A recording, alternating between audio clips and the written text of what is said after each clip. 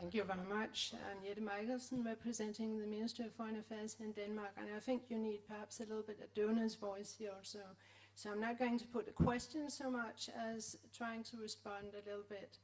So we heard that donors are not really funding those that are on the ground, and also that there's a lot of bureaucracy. I think that it is important for everybody to understand some of the challenges, and my colleague Morten Jespersen started trying to explain a bit some of the scrutiny that we are meeting when finding ways to channel funds to provide aid to the most vulnerable. First of all, I would like to say that Denmark is actually the 13th biggest humanitarian donor globally, and in nominal terms. You have to think of that as with a population of 5 million people. So it's very important to understand that it takes the backing of a population, it takes the backing of the parliament, and there's no way that a bureaucracy like a Ministry of Foreign Affairs can do without that kind of backing. It takes accountability, it takes transparency, and it takes that we are, all of us together, able to explain what are the results that are achieved on the ground for the beneficiaries. So it's an accountability to affected populations, and without those results for the beneficiary populations, this will not really be accepted by the Danish population. It's of course also a accountability to the taxpayers in that way, so it goes both ways. Let me also just try to explain that getting funding to the local level, to local responders, is very challenging also for donor countries. It's a matter of resources, but it's also a matter of operational presence. We operate through bilateral embassies. We do not have embassies in most of those countries where we have humanitarian crisis. So that means that we operate through partners, and those partners, sometimes called middlemen, may be able to help with technical assistance with capacity building. That's a great plus. Or they can just be channeling funds onto the implementing partners. So for us, it's really important that we can put requirements to our partners that they are having very good relationships with their local partners. So this is an indirect funding, it is not direct funding. Let me choose an example of country-based humanitarian funds which provide indirect funding to a number of local and national responders. So again, this is a possibility to have strategic prioritization at country level and to include local and national actors, but we have big difficulties in funding directly, as you can understand. And then just on the question of, well, are we discriminating diaspora organizations? I think that also deserves a frank answer. I don't think, frankly, that we are, but I think we will be and are subjecting diaspora organizations to the same scrutiny as we subject all other organizations to. And I think it was said quite well by my neighbor here, Eva, that it's a matter of professionalism, it's a matter of experience, about competence, about operational capacity. Capacity to identify needs and to create results. And again, the issue of the links to the local partners. And Denmark has been trying to also to sustain and to help build on these capacities through the core humanitarian standard, which we have been supporting. We had last year a conference here in Copenhagen again to try to see how can we actually, what are the tools that we can use in order to help local organizations, to help diaspora organizations. So I think we need to, I think we'll do that in the next session also, to look at some of the tools that can actually help diaspora organizations also in getting better embedded and using better the tools that are out there. Thank you. Yes. Thanks a lot for the donor perspective also.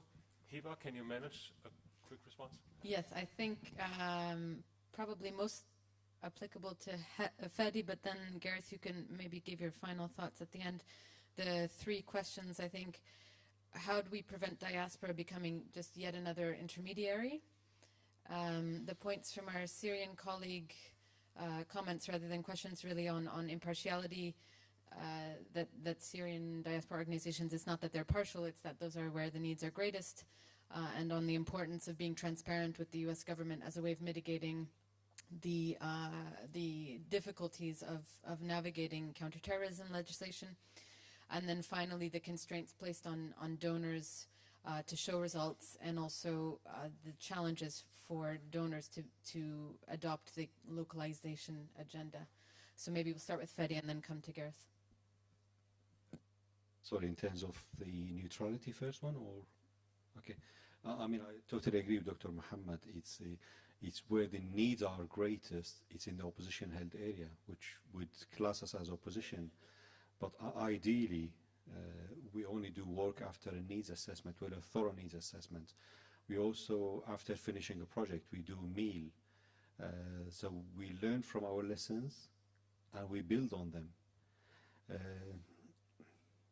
Again, in terms of, I think the counter-terrorism one, this is one of the big challenges for us in terms of transfer of funds. Most of our contracts are done in US dollar. Our accounts in the UK are in GBP. Most of the time we transfer the money, we convert them from USD into GBP, and then we transfer the money to Turkey. That's the only way we can go around the counter-terrorism legislation. But then at the same time, we fully report back to donors in terms of like the accounts, the reporting, the financial statements. We have regular meetings with the UK as well, with authorities in the UK. But ideally, there is no one department in the UK. Like in the States, you have a States Department. In the UK, we have so many departments to report to. We also have the Charity Commission. At least it's just a good starting point for us. But yes, most importantly, we shouldn't be moving to a conventional partner. We should remain like a link, I would say, a link, and implementing directly on the ground, and most importantly, raise the voices of the people, which is the voice of the voiceless, I would say. Gareth, any last thoughts? Yes, I mean, ultimately, the system, the conventional system is rather fickle, I'm afraid. It likes the rhetoric of the front line, but it is getting less and less. It's getting more. It doesn't like the risk very much these days. So you just have to work around that. And I think the advice is very sound from all parties there. I mean, you have to tolerate the bureaucracy. It's part of the accountability. All systems have it. But the key is this notion of transparency and having a robust system and being able to report quickly. And it's not the crime, it's the cover-up, as we say in British politics.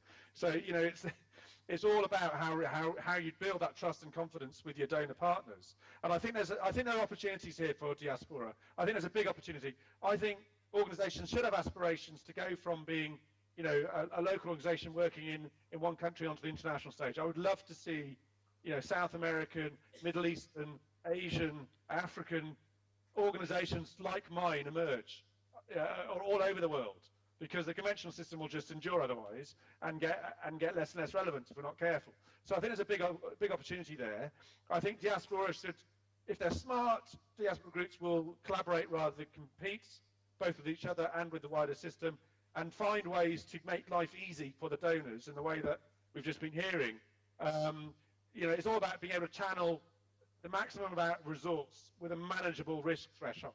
And that's best done through platforms where donors can predict as much of the risk up front, decide whether there's a confidence, it's a tolerable amount, and then working, through those platforms. So I think Syria is the toughest nut to crack. I was quoted recently in Peter Gill's book about writing something very very despairing in the margins of my notes at my first DFID meeting 5 years ago in Syria, saying it would be too difficult for the conventional system. So I think a new reality will emerge out of Syria through organisations like Hand in Hand and everybody else, and we'll need to support that and work with it, because it's definitely a different reality now for those of us in the conventional system. I commend everybody for keeping going. I mean, a final word for us humanitarians: despair is not an option. It's all about hope. It's not the bombs and bullets, it's our own despair. So we all keep going, and in that we are together.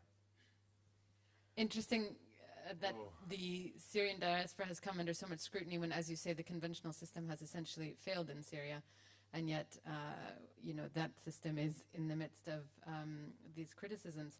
I think my takeaways from this session, which was quite wide-ranging, but in terms of lessons, pressures are in effect on all sides. So donors are under pressure, INGOs are under pressure, diaspora are under pressure, and it's not only one party that's facing those challenges. I think we've seen a huge evolution in terms of our willingness to have an honest discussion about neutrality and to distinguish neutrality from impartiality. I think a few times it has come up that, over time, trust can be built, and in the same way that SAVE was quite reticent at the beginning and is now working quite closely with diaspora organizations, and as you just mentioned now, building trust with your donors, even at the INGO level, that can go a long way to addressing some of these challenges. And that finally, there's no real silver bullet. It's a question of who's best placed in any given situation to address the needs. So hopefully you took something away from all of that. Thank you. And thanks to Gareth and to Fadi. Let's give them a great hand. Thank you, Fadi. Thank you, Heba. Thank you, Gareth. Fantastic.